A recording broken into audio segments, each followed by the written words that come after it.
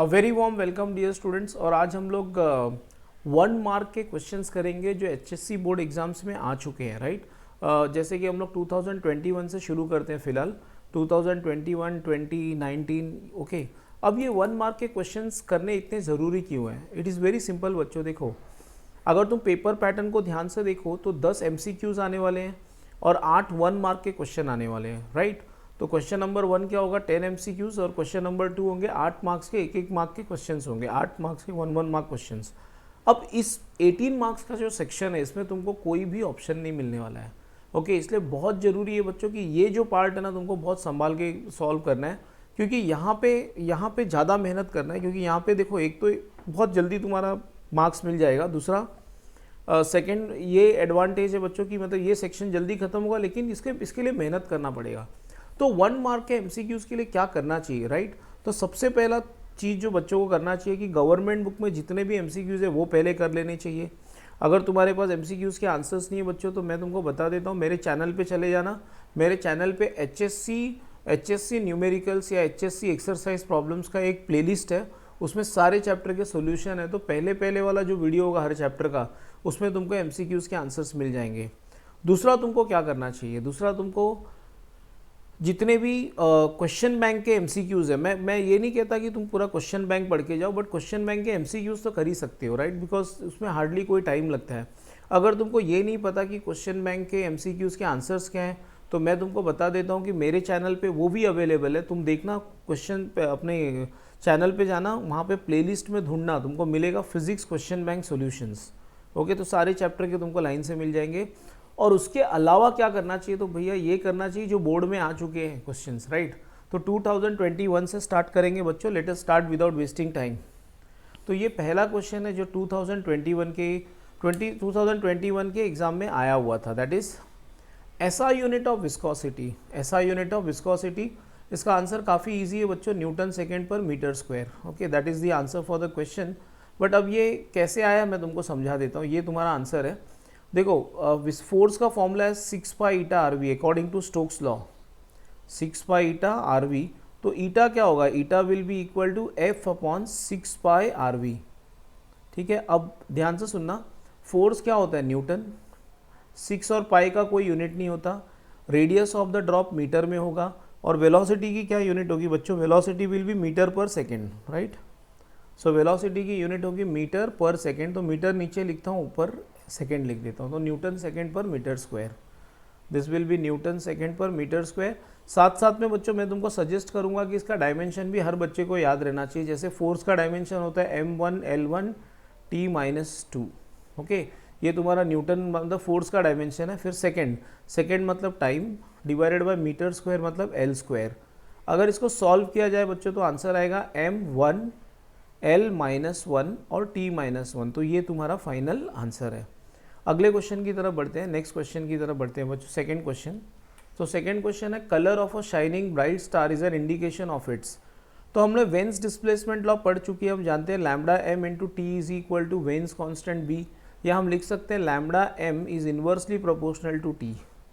तो अगर कोई समझो दो प्लैनेट है, एक ब्लू एमिट कर रहा है और एक रेड एमिट कर रहा है, रेड कलर एमिट कर रहा है। ब्लू का वेवलेंथ कम है तो टेम्परेचर ज़्यादा होगा उस स्टार का, और रेड का वेवलेंथ ज़्यादा है तो टेम्परेचर कम होगा उस स्टार का, राइट। मतलब temperature is a indication of what? Colour is a indication of what? Colour is a indication of temperature, right. तो इस क्वेश्चन का आंसर आएगा टेम्परेचर, सी है इस क्वेश्चन का आंसर। नेक्स्ट क्वेश्चन की तरफ बढ़ते हैं बच्चों। Let us see the next question. Next question is in which of the thermodynamic process does the volume remain constant. अब वॉल्यूम किस में रिमेन रहता है कांस्टेंट? ये तो डायरेक्ट क्वेश्चन है, आइसोकोरिक, और मेरे ख्याल से हर बच्चा जानता होगा इसका आंसर आइसोकोरिक है, आइसोकोरिक। बाकी भी देख लेते हैं। आइसोबेरिक मतलब प्रेशर कांस्टेंट, आइसोबेरिक मतलब प्रेशर कांस्टेंट होगा। आइसोथर्मल मतलब temperature constant, okay, temperature is constant. और एडियाबेटिक मतलब heat neither can enter into the system nor go out of the system, या क्यू कांस्टेंट होगा। क्यू कांस्टेंट का मतलब होता है बच्चों, क्यू कांस्टेंट का मतलब होता है ऐसे प्रोसेस में change in the heat energy, या डेल्टा क्यू या डी क्यू जीरो होगा। और आइसोकोरिक मतलब तुम जानते हो V constant, V constant, right. तो ये सब याद रखना बच्चों, right. Next, in a resonance tube oil of density higher than that of water is used what will happen to the resonance frequency. तो रेजोनेंस ट्यूब होता क्या है, देखो resonance tube is nothing but a pipe, एक pipe है जिसके एक and पे ना पानी होता है, ऐसे नीचे पानी होता है, और तुम यहाँ पे ऊपर ट्यूनिंग फोक लेके आते हो। तो अगर इस ट्यूनिंग फोक का फ्रीक्वेंसी मैच हो गया क्लोज्ड पाइप, देखो ये क्लोज्ड पाइप जैसा काम करेगा, राइट। क्लोज्ड पाइप की किसी भी फ्रीक्वेंसी के साथ तो सीटी जैसा आवाज आता है, विसल होता है, या इसको रेजोनेंस बोलते हैं, राइट, रेजोनेंस होगा। तो fundamental frequency of the pipe is V/4L, या एंड करेक्शन भी कंसिडर कर लिया तो L+E हो जाएगा, राइट। ये फंडामेंटल फ्रीक्वेंसी या रेजोनेंट फ्रीक्वेंसी का फॉर्मूला है, क्योंकि अल्टीमेटली रेजोनेंस ट्यूब एक क्लोज्ड पाइप जैसा है। तो देखो ना, इसमें तो लेंथ पे डिपेंड करता है, length of the air column. In other words frequency को लिक्विड से कोई लेना देना ही नहीं है। तो तुम हायर डेंसिटी की लिक्विड रखो, लोअर डेंसिटी की लिक्विड रखो, उससे कुछ मतलब ही नहीं है। वो तो सिर्फ इसलिए रखा हुआ है ताकि इसकी इस एंड को पानी से क्लोज किया जाए। और क्या होता है ना, पाइप को ऊपर नीचे करके तुम length of air column adjust कर सकते हो, राइट। तो इस क्वेश्चन का आंसर होगा remains the same, remains the same, remains the same, मतलब ये आंसर है इस क्वेश्चन का, ठीक है। आगे बढ़ते हैं बच्चों, next question. In an interference experiment a transparent glass plate with refractive index n and thickness t is introduced between the slit and the screen, the optical path shifts by। तो ध्यान से सुनना बच्चों, लेट अस से ये तुम्हारा screen है, ये तुम्हारा स्क्रीन है, ओके। स्क्रीन यहाँ पे तुम इंटरफेरेंस, मिरर नहीं है, स्क्रीन है, याद रखना, ये मैंने ऐसे ही बना दिया, ओके। चलो रब कर देता हूँ, कोई बात नहीं, रब कर देता हूँ। तो ये स्क्रीन है, यहाँ पे तुमको बैंड दिखने वाले हैं। ये तुम्हारे सोर्स है S1 और S2 coherent sources. Let us से यहाँ से किसी पॉइंट पे लाइट गया, यहाँ से गया P पे, ये दोनों लाइट के वेव्स मिले यहाँ पे, ओके। तो यहाँ से भी वेव निकला और यहाँ से भी वेव निकला और दोनों पॉइंट P पे मिले, ठीक है। अब होता क्या, सुनो, अगर तुमने बीच में ग्लास स्लैब डाल दिया ना, ग्लास स्लैब, तो उसका कॉन्सिक्वेंस क्या होगा, इस ग्लास स्लैब का थिकनेस कितना है, T है, और इसका रिफ्रैक्टिव इंडेक्स म्यू है, सॉरी एन म्यू नहीं है, एन है, n. So refractive index n है इसका। अब देखो distance covered in glass, distance कितना कवर हुआ लाइट में, लाइट ने डिस्टेंस ग्लास में कितना कवर किया, distance covered in glass, distance covered in glass is equal to T. कांच में वो टी चला, या डिस्टेंस कवर्ड इन जो भी मीडियम था उसमें वो कितना चला, टी। लेकिन अगर वो मीडियम नहीं होता ना बच्चों, तो डिस्टेंस कितना कवर होता, इन the absence of medium distance covered will be, distance covered in absence of glass, in absence of glass, या अगर वो मीडियम नहीं होता तो डिस्टेंस कवर्ड होता है n T, where n is the refractive index, और इसी को बोलते हैं ऑप्टिकल पाथ। तुम्हारे गवर्नमेंट बुक में इसके बारे में लिखा हुआ है, तुम पढ़ लेना, right.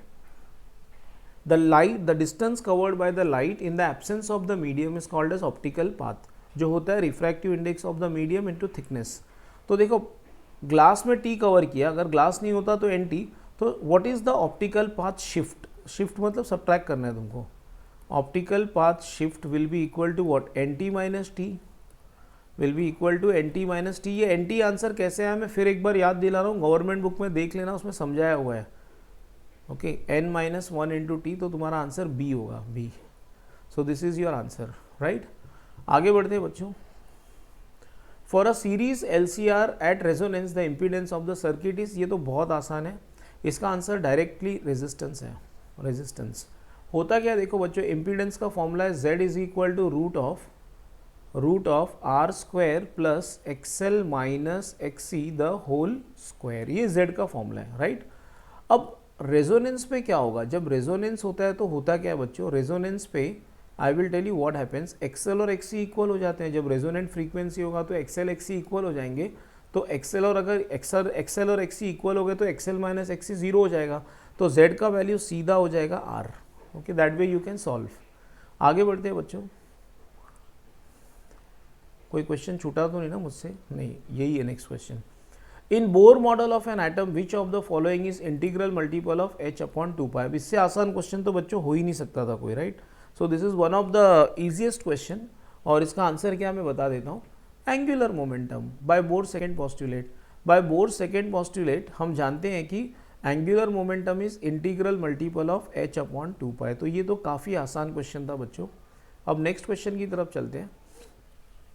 A mass m attach to a spring oscillates every 2 seconds. मतलब हमको स्प्रिंग की टाइम पीरियड दी हुई है 2 seconds. If the mass is increased by 2 kg, अच्छा पहले मास m था, इनिशियली मास m था, ओके अब क्या किया कि mass is increased by 2 kg, मतलब नया मास क्या होगा m+2। The time period increases by 1, मतलब नया टाइम पीरियड क्या हो गया 2+1, 3 सेकेंड हो गया। पूछा हुआ है कि what is the initial mass. Initial mass मतलब m कितना। बहुत आसान है, ये स्प्रिंग वाला पेंडुलम है।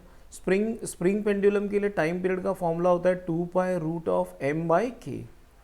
ओके देखो, क्योंकि स्प्रिंग सेम है तो स्प्रिंग कांस्टेंट k सेम होगा, 2π भी कांस्टेंट है, तो मैं लिख सकता हूँ t is directly proportional to √m।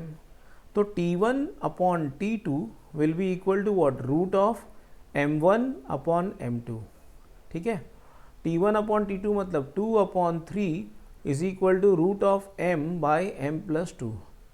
अब मैं स्क्वायर करूँगा तो 4 upon 9 is equal to m/m+2। तो 9m क्रॉस मल्टीप्लाई करता हूँ, 9m is equal to 4m+8, 5m is equal to 8, तो m होगा 8/5, और 8/5 क्या होता है, 8/5 इज 1.6। तो ये हमारा आंसर है ए, 1.6 kg इज द आंसर। ये ए हमारा आंसर है। अगले क्वेश्चन की तरफ चलते हैं बच्चों। In biprism experiment the distance of a point on the screen from the slit is what. एक पॉइंट है जो एक स्लिट से इतना दूर है, दूसरे स्लिट से इतना दूर है, और वेवलेंथ दिया हुआ है लाइट का 6000 एंगस्ट्रॉन्ग। तो fringe formed at that point is, उस पॉइंट पे कौन सा फ्रिंज बनेगा, कौन सा बैंड बनेगा। बहुत आसान है, बहुत आसान। देखो तुमको थोड़ा विजुअलाइज करवा देता हूँ। ये स्क्रीन है और 2 पॉइंट मान लो, यहाँ पे मान लो कि ये S2 है, या हाँ ये S2 है और ये S1 है। ठीक है, लेट अस से ये S1 है, ये S2 है, किसी को भी S1 S2 माना जा सकता है, that is not a problem. Okay, that is all okay. चलो तुमको अगर तकलीफ़ हो रहा है तो मैं एक काम कर देता हूँ, चलो मैंने आंसर गलती से दे दिया पहले ही, 10 डार्क, बट एनीवेज मैं समझा देता हूँ। देखो इसको S1 मान लेता हूँ, इसको S2। लेट अस से ये दोनों के रेज है ना, या दोनों के वेव्स इस पॉइंट P पे मिल रहे हैं, तो ये तुम्हारे S2 के वेव्स हैं, ऐसे आए, और लेट अस से ये तुम्हारे S1 के वेव्स ऐसे आए, ये S1 के वेव्स हैं, ये S2 के वेव्स हैं। तो एक सोर्स से इसका डिस्टेंस कितना है, S1 से इसका डिस्टेंस कितना दिया है, ज़्यादा दिया है। S1P कितना दिया है, 1.8 इंटू 10⁻⁵, और S2 से इसका डिस्टेंस कम दिया हुआ है, कितना दिया हुआ है, 1.23 इंटू 10⁻⁵। अब देखो बच्चों, इस प्रॉब्लम को सॉल्व करने के पहले मैं तुमको कुछ बता देता हूँ, तो इजी हो जाएगा प्रॉब्लम, नहीं तो गड़बड़ होगी। देखो अगर तो पार्ट डिफरेंस इस फॉर्मेट में आया, path difference is equal to n lambda, तो इसको ब्राइट माना जाएगा, तो ये ब्राइट होगा और nth ब्राइट होगा। n के जगह पे कोई नंबर आएगा, don't worry, nth bright band. ठीक है, और अगर पार्ट डिफरेंस का आंसर कुछ इस तरह से आया, path difference is equal to n-½ lambda, अगर आंसर इस फॉर्मेट में आया ना, तो इसे हम क्या मानेंगे, nth डार्क बैंड मानेंगे, nth डार्क बैंड मानेंगे। ठीक है, तो अगर पार्ट डिफरेंस का आंसर n लैम्बडा के फॉर्मेट में आया तो ब्राइट, और अगर पार्ट डिफरेंस का आंसर n-½ लैम्बडा के फॉर्मेट में आया तो डार्क माना जाएगा। ठीक है, देखते हैं ना, तो उसके लिए मुझे पार्ट डिफरेंस अपॉन लैम्बडा निकालना पड़ेगा। मैं निकाल रहा हूँ, देखो पाथ डिफरेंस, सबसे पहले पार्ट डिफरेंस अपॉन लैम्बडा निकाल लो। तो पार्ट डिफरेंस की वैल्यू कितनी है, इन दोनों को सब्ट्रैक्ट कर लो, 1.80 माइनस 1.23 0.57 हो जाएगा, इंटू 10⁻⁵, और ये लैम्बडा दिया हुआ है देखो 6000 क्या हो जाएगा, 6000 एंगस्ट्रॉन्ग ना, तो ये हो जाएगा 6000 इंटू 10⁻⁻10 मीटर, जो फाइनली हो जाएगा 6 इंटू 10⁻⁻7। जिसको थोड़ा सा और ऊपर वाले को रीअरेंज किया ना, तो ये हो जाएगा 57 इंटू 10⁻⁻5 डिवाइडेड बाई 6, सॉरी 57 किया तो -7 होगा ना ये, तो ये -7 होगा बच्चों, ये -7 हो जाएगा, -7 ओके, और ये 6 इंटू 10⁻⁻7 कैंसिल, आंसर आएगा 9.5। तो ये 9.5 क्या है, 9.5 is path difference upon lambda. 9.5 is nothing but path difference upon lambda. तो पाथ डिफरेंस क्या होगा, path difference upon lambda, path difference upon lambda का आंसर क्या है 9.5। तो पाथ डिफरेंस कितना आएगा, path difference will be equal to what 9.5 lambda. और 9.5 को क्या लिखा जा सकता है बच्चों, 9.5 को लिखा जा सकता है 10 माइनस हाफ। 9.5 को क्या लिखा जा सकता है 10 minus half, 10 minus half is 9.5। तो देखो ये कैसे आ गया answer 10 minus half lambda, right. Your answer is finally, ये शायद कॉर्नर में चला गया, लैम्डा दिखाई नहीं दे रहा, मैं दोबारा लिख देता हूँ 10 माइनस हाफ, मतलब ये इसके जैसा हो गया, देखो ये इसकी तरह हो गया, इसकी तरह हो गया। तो डार्क बैंड है, डार्क बैंड, और कौन सा dark band, 10th dark band. तो कभी भी अगर तुमको ये जानना हो कि वो कौन सा डार्क बैंड है या कौन सा ब्राइट बैंड है, तो हमेशा तुमको पाथ डिफरेंस अपॉन लैम्डा निकालना चाहिए, और फिर लैम्डा को राइट में ले लो, तो अपने आप पता चल जाएगा वो एन लैम्डा में आ रहा है कि एन माइनस हाफ लैम्डा में आ रहा है, right. That way you can always solve 10th MCQ of 2021। अभी तक हम 2021 का ही कर रहे हैं। In common emitter amplifier current gain is 80 and emitter current is 9 milli ampere. देखो अब इसको लेके ना बहुत टेंशन हो जाएगी तुमको, क्योंकि एमिटर में दो करंट गेन होता है, एक अल्फा और एक बीटा, क्योंकि दोनों का फॉर्मूला भी अलग है। तो कैसे पहचानते हैं कि उन्होंने अल्फा दिया है कि बीटा दिया है, क्योंकि उन्होंने तो कुछ कहा नहीं कि ये अल्फा है कि बीटा है। तो याद रखना, अगर 1 से ज़्यादा है ना, या 80 to 100, 50 to 200 के बीच में है ना, तो वो बीटा होगा, और अल्फा हमेशा 1 से कम होता है, तो ये बीटा दिया है। तो हमको बीटा दिया हुआ है 80, और ये क्या दिया हुआ है emitter current IE, emitter current IE। अब तो बहुत आसान हो गया, और हमको ढूंढना क्या है IB। तो देखो बच्चों काफ़ी इजी हो गया। अब I can write beta is equal to what IC upon IB, यही तो फॉर्मूला है बीटा का, collector current upon base current. तो 80 is equal to collector current upon base current. तो अगर मैं क्रॉस मल्टीप्लाई करूँ तो कलेक्टर करंट क्या आएगा 80 times of base current, collector current is 80 times of base current. और एक ट्रांजिस्टर के लिए हम सब जानते हैं कि emitter current is equal to what base current plus collector current, that will be equal to IB plus 80 IB। और IB प्लस 80 IB कितना होगा, I में जानता हूँ, I का वैल्यू डाल देता हूँ, I 9 है, 9 मिली एम्पियर है, तो ये होगा 81 IB। 81 को नीचे ले जाओ, 9/81 1/9 होगा, तो आंसर आएगा 9/81 1/9 है ना, 1/9 मिली एम्पियर। और ऐसा ऑप्शन है option number D. So option number D is the answer. तो देखो हमने 2021 में आए हुए सारे 10 MCQ सॉल्व कर लिए। अब हम लोग क्या करेंगे बच्चों, थ्योरी क्वेश्चंस जो एक मार्क के क्वेश्चन थे ना, वो देख लेते हैं। State the formula for moment of inertia of a solid sphere about an axis passing through its centre. Direct लिखने का moment of inertia of a solid sphere is 2/5 mr²। इतना लिखना काफ़ी नहीं होगा बच्चों, इसके नीचे लिखने का m मतलब मास ऑफ द स्फीयर और r मतलब radius of the sphere. This is also very important. और आगे बढ़ते हैं बच्चों, डिफाइन एंगल ऑफ कॉन्टैक्ट, ये तुमको डायरेक्ट गवर्नमेंट बुक में डेफिनेशन मिल जाएगा। The angle of contact between a liquid and the solid surface is the angle between the tangents drawn to the free surface of the liquid and the surface of the solid at the point of contact measured from within the liquid, right? Okay और आगे बढ़ते हैं बच्चों। What is isothermal process, ऐसा process जिसमें pressure change हो, volume change हो, but temperature constant हो, है ना, ऐसे प्रोसेस को हम क्या बोलते हैं, आइसोथर्मल प्रोसेस या आइसोथर्मल चेंज। तो ये डेफिनेशन एज इट इज़ मैंने तुम्हारे गवर्नमेंट बुक से ली है ये, ओके। अच्छा, eight which position is the restoring force maximum. अब ऑफकोर्स उसका मैग्नीट्यूड पूछ रहे हैं, मैक्सिमम मतलब देखो एफ का फॉर्मूला क्या है बच्चों, एफ का फॉर्मूला क्या होता है -kx। अगर मैग्नीट्यूड की बात की जाए तो kx ही लिखो ना। तो f इज मैक्सिमम जब x मैक्सिमम होगा। f कब मैक्सिमम होगा, f is maximum when x is maximum. और x का मैक्सिमम वैल्यू क्या होता है, एम्पलीट्यूड, है ना। x का मैक्सिमम वैल्यू क्या होता है, एम्पलीट्यूड प्लस और माइनस a। अब एम्पलीट्यूड प्लस डिस्प्लेसमेंट प्लस और माइनस कब a कब होगा, जब पार्टिकल एक्सट्रीम पे होगा।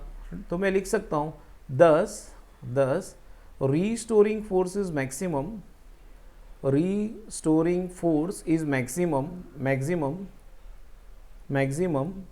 when displacement is, when particle is at extreme position,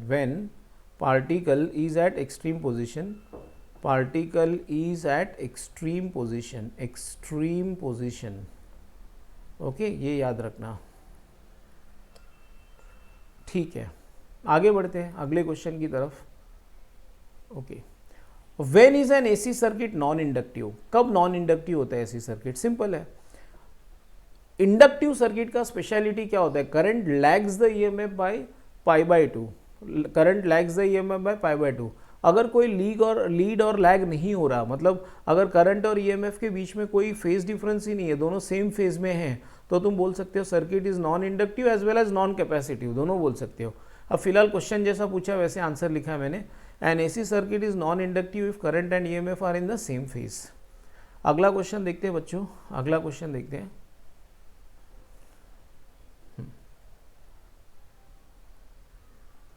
ये अगला question, what is the phase difference between input signal and input signal voltage and output signal voltage in common emitter amplifier?